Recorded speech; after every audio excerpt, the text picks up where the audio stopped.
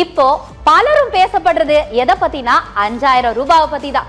இதுக்கு இடையில மகளிருக்கு 5000 ரூபாய் கொடுத்ததுல மக்கள் மகிழ்ச்சியா இருக்காங்க.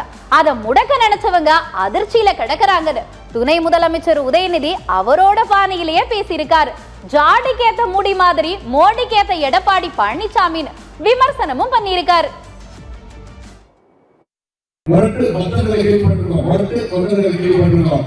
எடப்பாடி பழனிசாமி அவர்கள் தான் இந்தியாவிலே சிறந்த பாஜகவுடைய முரட்டு அணியினர். ஜாதிக்கு ஏற்ற மோடினாங்க, ஜாதிக்கு ஏற்ற மோடின்னு சொல்லுவாங்க. இன்னைக்கு மோடிக்கு ஏற்ற எடப்பாடி பழனிசாமியாக, மோடிக்கு ஏற்ற மோடியாக எடப்பாடி பழனிசாமி அவர்கள் இருக்கிறார். இதுவே 10 தோல்வி பழனிசாமியும் 10 தோல்வி மோடியும் என்னதான் பாடுபட்டாலும் தமிழ்நாட்டு மக்களை மீண்டும் அவங்க நம்பிக்கையை பண்ண முடியாது. மீண்டும் அதே போன்று நம்முடைய திராவிட ஆட்சி தான், நம்முடைய தலைவர் தான் மீண்டும் முதலமைச்சராக பொறுப்பேற்று போகிறார். துணை முதலமைச்சர் உதயநிதி ஸ்டாலின் மோடி எடப்பாடின்னு கலாச்சிட்டு வந்தாரு. அதை தொடர்ந்து தாவேகாவையும் கலாச்சிருக்காரு. அதுக்கு தாவேகாக்காரங்க சும்மா இருப்பாங்களா? லட்சியம், கோட்பாடு, கொள்கை இல்லாம ஒரு கூட்டம் சுத்திக்கிட்டு இருக்குதுன்னு தாவேகாவை உதயநிதி ஒரு புடி பிடிச்சிருந்தாரு. சும்மா இருக்குமா தாவேகா? கருணாநிதி குடும்பத்துல உதயநிதி பொறக்கலன்னா ஒரு கவுன்சிலரா கூட ஆகியிருக்க முடியாதுன்னு நச்சுன்னு பதிலடி கொடுத்திருக்காங்க. உதயநிதி அந்த குடும்பத்துல பிறக்கலன்னா இன்னைக்கு ஒரு கவுன்சிலர் கூட ஆயிருக்க முடியாது. திமுக ஒரு ஒன்றிய செயலாளர் கூட உங்களுக்கே தெரியும். இன்னைக்கு உதயநிதி மாதிரி ஒருத்தர் அந்த குடும்பத்துல மட்டும் இல்லைன்னா ஒன்றிய செயலாளர் பதவி கூட கொடுத்துக்க மாட்டாங்க. அதாவது அவங்க அப்பாவே ஒரு பொம்மை முதல்வர்.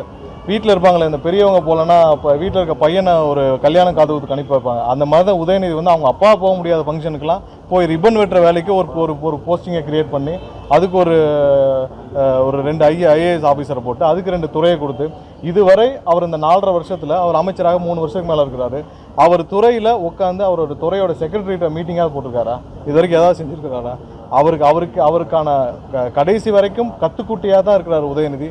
அவர் எதையும் கற்றுக்க போவதும் இல்லை. யாராவது உட்காந்து தினமும் நாய் கூட விளையாண்டு ஃபோட்டோ போட்டுட்டு இருப்பாங்களா ஒரு அமைச்சர், அதுவும் துணை முதல்வர்? அவருக்கு எந்த இன்ட்ரெஸ்டும் கிடையாது. அதான் சொல்கிறோமே, அந்த குடும்பத்தில் பிறக்கவில்லை என்றால் அந்த திமுகவில் ஒன்றிய செயலாளர் போஸ்ட் கூட கிடைச்சிருக்காது உதயநிதி.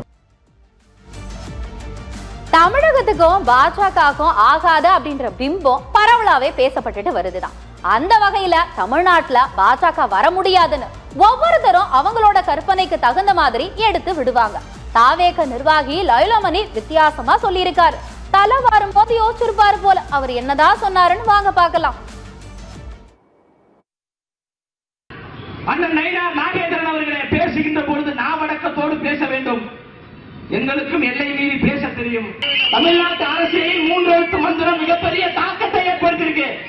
அண்ணா என்பது 3 எழுத்து, எம்ஜிஆர் என்பது 3 எழுத்து, நமக்கு கொடுக்கப்பட்ட விசில் என்பது 3 எழுத்து, அந்த விசிலால் வரக்கூடிய வெற்றி என்பது 3 எழுத்து, அந்த வெற்றியால் சென்ட் ஜார்ஜ் கோட்டையில் முதலமைச்சராக அமரக்கூடிய விஜய் என்பது 3 எழுத்து, அந்த விஜயால் திமுகவுக்கு கிடைக்கக்கூடிய தோல்வி என்பது 3 எழுத்து. பக்கம் கட்டவங்களா, மானம் கட்டவங்களா, பிஜேபியோடு கூட்டணி வைத்து பிஜேபி என்கின்ற பிளவுவாத கட்சியை தமிழ்நாட்டில் வளர்த்துவிட்ட அயோக்கியர்கள் யார்? கலைஞர் அவர்களின் ஆசி பெற்ற சின்னம் தாமரை, திமுகவின் ஆதரவு பெற்ற சின்னம் தாமரை. ஓட்டு பிச்சை கேட்டீங்க, ஞாபகம் இருக்கா? திமுகவை வளர்த்துவிட்ட அயோக்கியர்கள் எங்களை பார்த்து பிஜேபி பி டீம் என்று சொல்றாங்க. விக்கிரவாண்டி முதல் மாநாட்டிலேயே தலைவர் சொன்னார், அரசியல் எதிரி திமுக, கொள்கை எதிரி பிஜேபி என்று. தம்பி ஒண்ணே ஒண்ணு சொல்றேன் கேளு, தொட்ட மண்டையில் கூட முடி மலருமே தவிர தமிழ்நாட்டில்